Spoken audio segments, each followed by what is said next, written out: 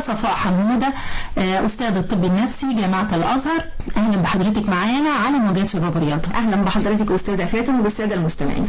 دكتورة صفاء، يعني نهينا عن الغش، وأكد على ذلك رسول الله صلى الله عليه وسلم بقوله من غشنا فليس منا. صدق رسول الله صلى الله عليه وسلم. ومع ذلك يعني شاهدنا مؤخرا على منصات التواصل الاجتماعي خلال فترة الامتحانات ظاهرة غريبة جدا وصادمة، يعني ان الغش اصبح يناقش علنا، وكمان ان الطلبة والطالبات والاباء والامهات بيحاسبوا على المراقبين اصحاب الامانة اللي بيدوا فرصة لكل صاحب مجهود ان هو يحصل على نتيجة مجهوده. ايه اللي حصل؟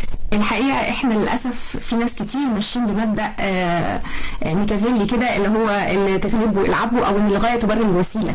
فاحنا ماشيين بمبدأ ان دايما الهدف ان انا ادخل كلية قمة او اجيب مجموع كبير، فالوسيلة مش مهمة. اغش بقى، اتخانق مع مراقب اللجنة، اوصل للاجابات، اعمل اي حاجة، ولكن الهدف ان انا اوصل للنتيجة النهائية وهو المجموع الكبير. ولكن للأسف احنا في الصراع ده المفروض نفتكر الاخلاق، ان احنا الاخلاق هو اساس حياتنا واساس وجودنا في العالم ده، وهي اللي بتنظم علاقتنا ببعضنا. والنهارده انا لو غشيت فانا في النتيجه النهائيه هيبقى معايا طفل او مراهق او شاب ما عندوش ضمير، انا كسرت قيم وضميره. يعني الاهالي تقعد طول الوقت تقول له ما تكذبش، ما تعملش، ما تغشش، ما تضايقش صاحبك، وفي الاخر اول ما يدخل الامتحان يتركوا كل القيم اللي حطوها طول السنه وطول حياته، ان المهم المجموع. وده بيدخله المراهقين نفسهم والطلبه في فكره هو ايه الصح وايه الغلط، هو ان انا غش ولا ما غشش. اهلي طول الوقت بيقولوا حاجه، النهارده غيروا رايهم بيقولوا حاجه ثانيه خالص. وخصوصا الاب والام بييجوا يعني يشجعوا على الغش، وان دي فرصه اخيره لابننا. وده جزء مهم ان الناس بتحسب النتيجه ان هي بتبقى 1+1=2، ولكن للاسف هو الدنيا ما بتمشيش بالسيستم ده. يعني فكره ان انا جبت درجه عاليه فانا هدخل كليه عاليه، هطلع انسان دكتور شاطر مثلا، وهقدر ان انا افتح عياده ويبقى عندي عيانين كتير. الدنيا ما بتمشيش بالطريقه دي. ولكن احنا ممكن اجيب مجموع عالي وادخل الكليه وافشل فيها سنين طويله، واخرج بدكتور فاشل، وابقى مجرد موظف يا دوب بقبض مرتبي ومش عارف اتحرك لقدام، لان ما بني على باطل فهو باطل. الاهالي ما بتبصش لنتائج ده، ولكن احنا كل ما كنا بنتقي الله وبنعمل اللي علينا صح وبنحاول نجود على قد ما نقدر، فهو في الاخر ربنا بيوفقنا بعد التقوى. ولكن الناس يبقى مركزه قوي فكره ان انا مجموع فهوصل لحاجه، ده مش منطقي، لان الدنيا زي ما قلنا ما بتمشيش بالطريقه دي. طب ليه وصلوا كده يا دكتور؟ يعني احنا قلنا ان اساس الدين وان الرسول صلى الله عليه وسلم دعانا لعدم الغش، من غشنا فليس منا. ولكن مع ذلك يعني الناس شايفه ان الغش دي شطاره، ان هو ابني بس يعدي من عنق الزجاجه زي ما بيقال، وبعد كده يبقى يذاكر، بعد كده ان هو يبقى يجتهد.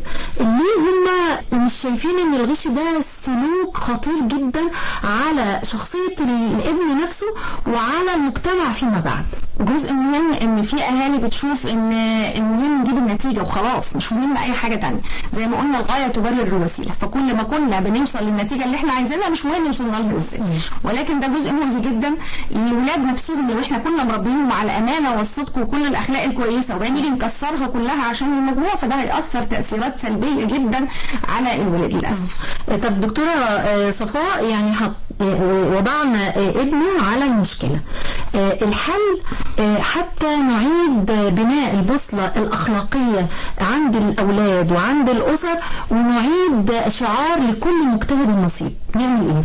نركز في ان احنا مع ولادنا من اول السنه، ما نجيش اخر يومين قبل الامتحانات واقول له انت ما لحقتش، طب حاول تغش من اللي جنبك. ولكن انا ابني قدامي طول الوقت، انا محتاجه احط عنده الاخلاق، لان اللي بيحمينا في المجتمع هو الاخلاق، واللي بيخلينا نتوفق في حياتنا وان ربنا يكرمنا هو الاخلاق.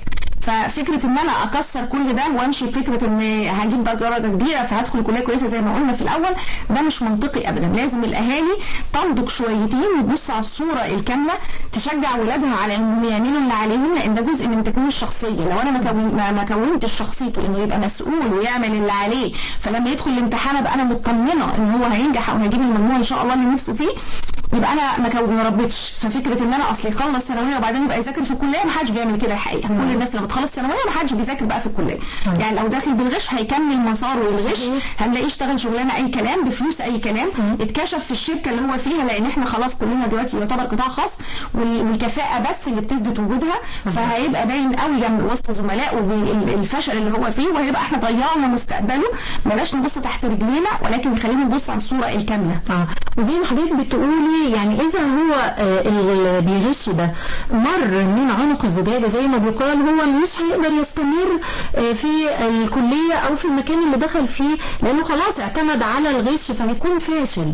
فيعني الاب والام جنوا على ابنائهم. بالظبط، هو هيتزق برضه في الكليه بالغش، وانه يحط سماعه في ودنه ويخلص الكليه، وهيخرج من الكليه لا يفقه شيء بتقدير قليل. سوق العمل اصلا مش هيستوعبه ومش هيحتاجه، هتبقى بس معاه مجرد ورقه ان هو معاه شهاده من المكان الفلاني ملهاش اي قيمه الحقيقه.